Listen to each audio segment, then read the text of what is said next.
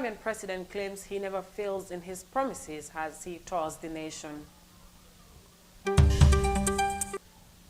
CAF has fined Gambia over last month's mistreatment of Gabonese players. And medical experts are worried COVID-19 will not reach Africa on time. These and more coming on The World Today.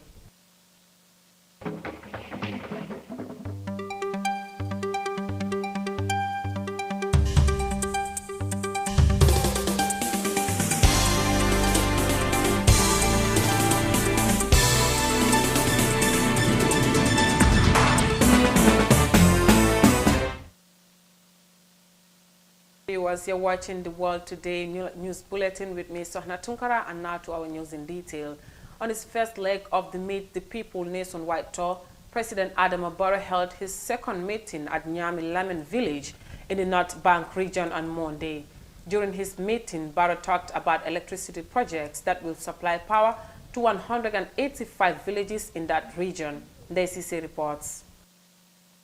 President Barrow made his second stop of the tour at Nyumi Lamen, a village in the Upper Nyumi district where he promised them everything that they could not get during the previous regimes. Barrow promised the village that they would be provided with a garden and boreholes for access to safe drinking water.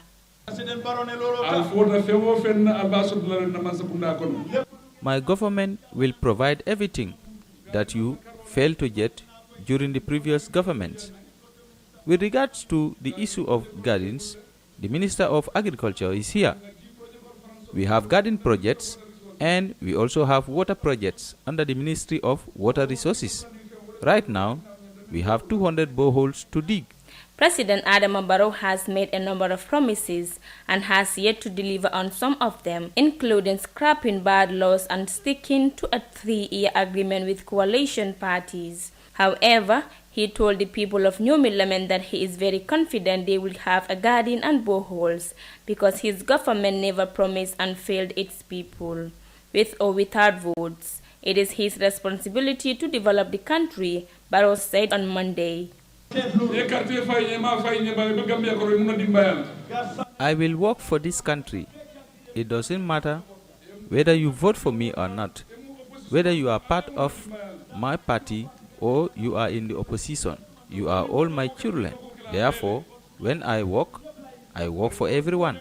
Unhappy with government's pricing and credit buying of their groundnuts, Gambian farmers have been selling their produce to private dealers from Senegal and other countries in the sub-region. The Gambia government wants to end this, and since groundnuts bring much needed foreign exchange for this poor African nation, President Barrow said he is urging the farmers to sell their groundnuts to his government to develop their own country. Farmers, I want us to help each other as groundnuts have already been harvested. Farmers should sell their groundnuts to the government and not the outsiders who are only after their profits. Because if it is the rainy season and you need a machine, no outsider can provide that for you. Therefore, sell your groundnuts to the government. The President's Meet the People tour, which began on December 7 and is set to end on January 7, 2021, will be of 2 parts with breaks in between. Barrow is expected to chair over 44 public meetings and spot visits to developing projects related to agriculture, education and healthcare throughout the country. He will also engage the members of the public on the government's development plans with a lot of politicking. For iAfrica News, I am DCC. The Gambian leader says he never fails his promise during his Meet the People tour in Nyumi Lamin village. Now, the disciplinary board of the Confederation of African Football, CAF, has imposed a fine of $100,000 equivalent to $1.5 million on Gambia over last month's mistreatment of the Gabonese national football team. In November, the visiting Gabon national football team was left stranded and slept at the Banjul International Airport for not presenting COVID-19 negative test results ahead of a crucial Africa Cup of Nations qualifiers against the Gambia. DCC files in this report again. On Tuesday evening, CAF's disciplinary board announced the fine on Gambia for breaching the loyalty integrity and sportsmanship values and rules of fair play in its reception of the Gabonese players. Africa's football governing body said half of the fine is suspended on the condition that the Gambia Football Federation is not found guilty of a similar offense within 2 years. This means that the Gambia will have to pay up to $2.5 million at current exchange rate. The Gambia is top of Group D, leveled with Gabon on 7 points, and with 2 points ahead of Democratic Republic of Congo and 6 points ahead of Angola. Meanwhile, CAF's disciplinary body has also placed a $10,000 fine on the Gabon's captain Pierre-Emerick Aubameyang for breach of the values of sportsmanship and integrity on the Gabonese Football Federation for the regrettable behavior of the player. Aubameyang used social media to highlight their plight after arriving at Banjul International Airport and criticizing CAF for poor logistical arrangements his team suffered. The CAF disciplinary body said on Tuesday that Aubameyang's actions were offensive and undermines the honor and image of the Confederation of African Football. For iAfrica News, I am Daisy. And from that report by Ndai Sisi, as the battle against the COVID-19 continues, the African continent still faces challenges to produce a COVID-19 vaccine.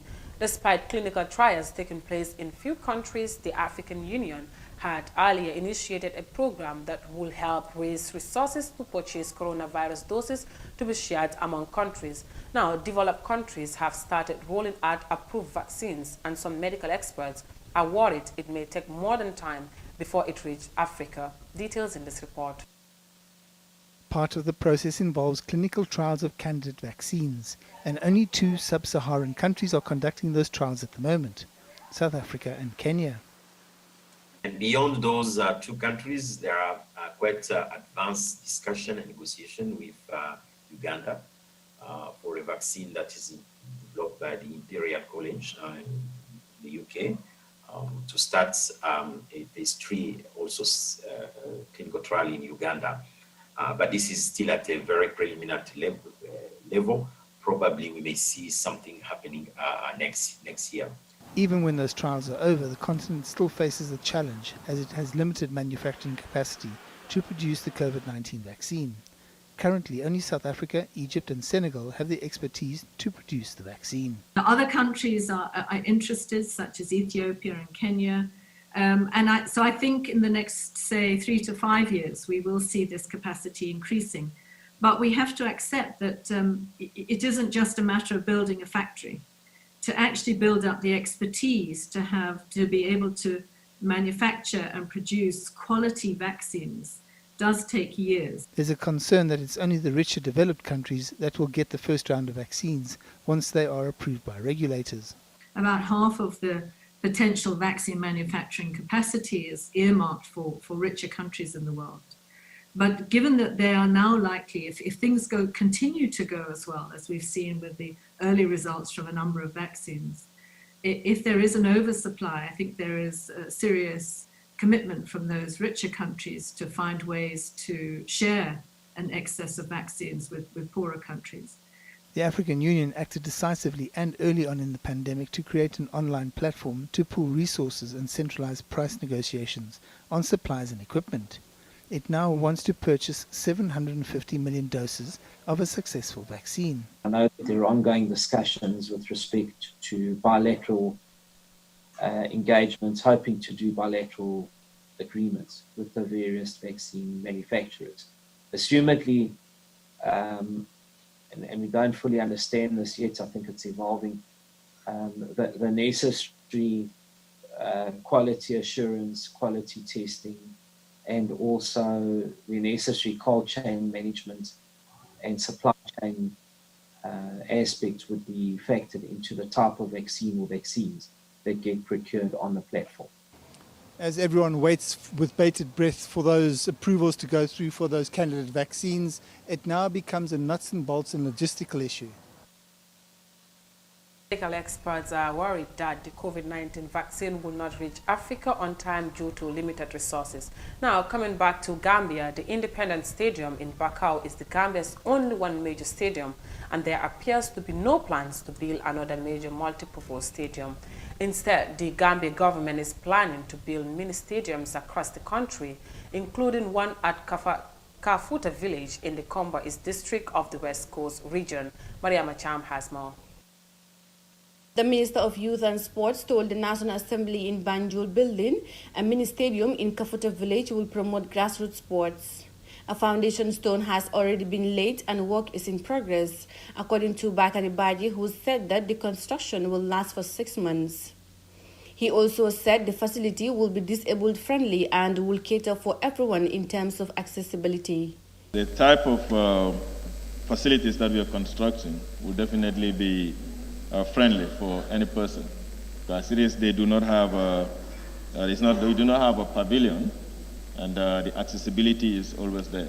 So wherever there are challenges, we will definitely put ramps so that people can be able to access the facility at all times.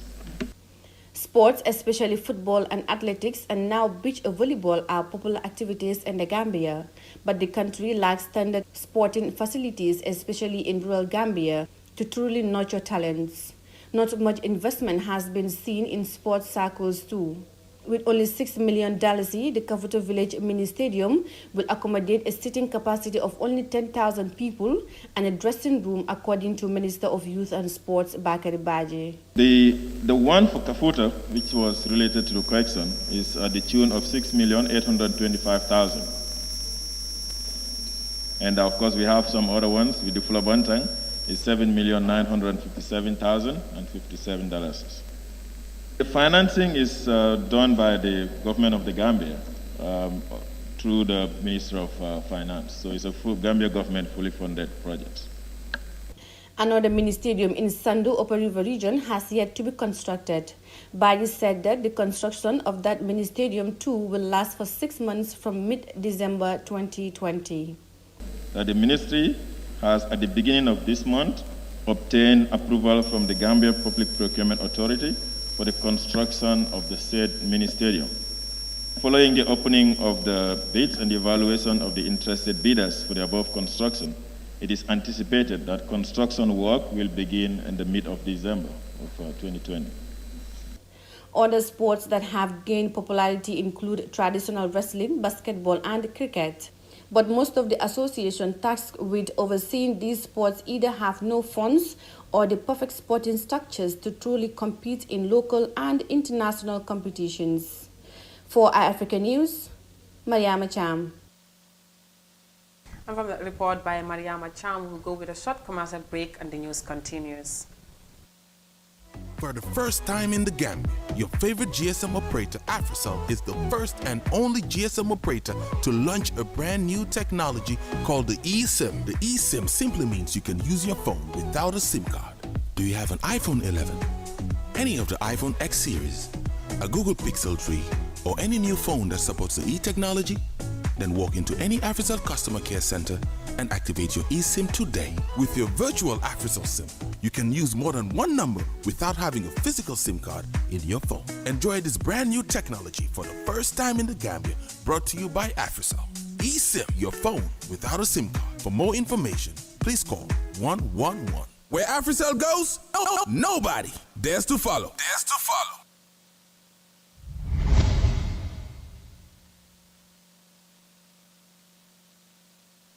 Welcome back. You're still watching The World Today, and to the rest of our stories. DR Congo citizens have welcomed President Tshisekedi's decision to dissolve the ruling coalition between his party and his predecessor. The agreement between the two parties began to soar over the appointment of officials in key government positions. However, members of former President Kabila's FCC party have rejected the annulment of the coalition, saying the move is unconstitutional. More in this report.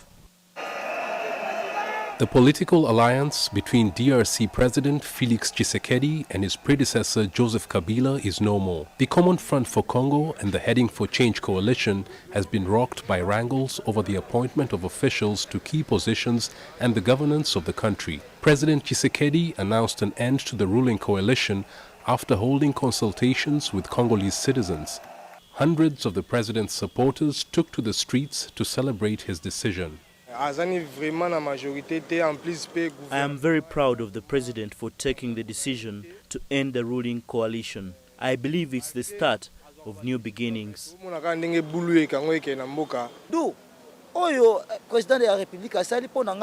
The president tried to make reforms, but he was blocked by members of the FCC party because he had no majority in parliament. I'm happy he took that decision. But members of the Common Front for Congo party say they won't take the president's decision lying down. The FCC party has rejected the decision of breaking up the coalition. The president has acted unconstitutionally, and we will use all means to reverse it. President Tshisekedi signed a power-sharing deal with his predecessor last year after he failed to get a majority in parliament, but the two leaders have disagreed on several issues about the country's governance. Last month, President Tshisekedi held political consultations with Congolese citizens to seek views about breaking the ruling coalition. The DRC president will replace the FCC cash coalition with a new political outfit known as the Sacred Union. He'll also name an official who will be charged with identifying leaders to shift the parliamentary majority in his favor. But he'll face a legal battle from members of Joseph Kabila's party. Residents welcomed the dissolution of the ruling coalition by President Tshisekedi. Now, U.S. President Donald Trump reiterates allegations of election fraud and made a pledge to state legislatures or Supreme Court justice to help him overturn the results of the presidential election. President Trump is still refusing to accept the November 3rd election results, saying he hopes the next administration will be his during a press conference in Washington, D.C. on Tuesday. Details of that in this report. Responding to a question about the absence of members of the Biden transition team during a White House summit on COVID vaccines, Donald Trump said he hopes he will continue as U.S. president. The outgoing U.S. president lost to Joe Biden in last month's election, but has refused to accept the results pending the confirmation of Biden's win by the Electoral College vote.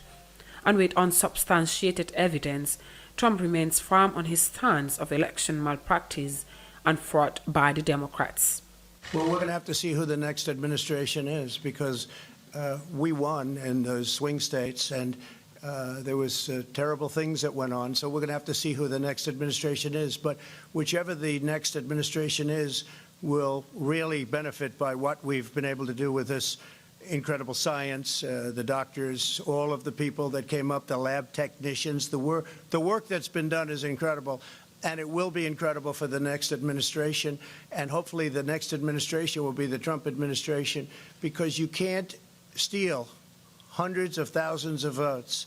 Trump held the summit after mounting pressure from the Food and Drug Administration Advisory Committee for the authorization and distribution of COVID-19 vaccine before January 2021.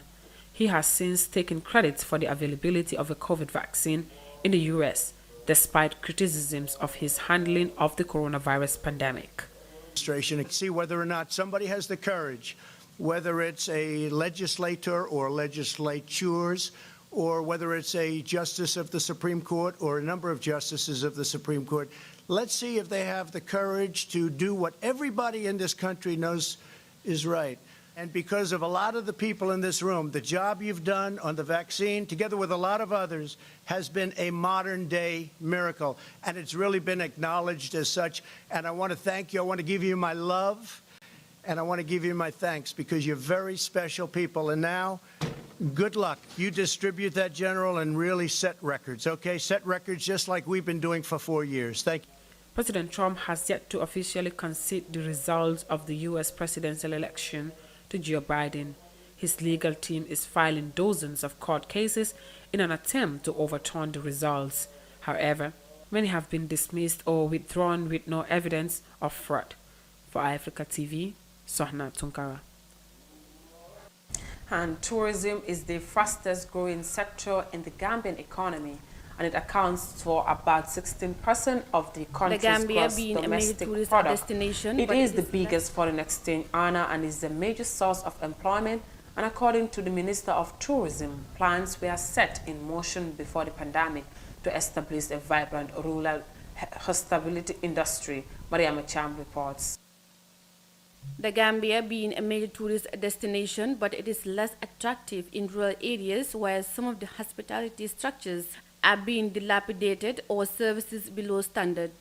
But authorities in the West African nation are working towards expanding the attractiveness of the country by promoting rural tourism.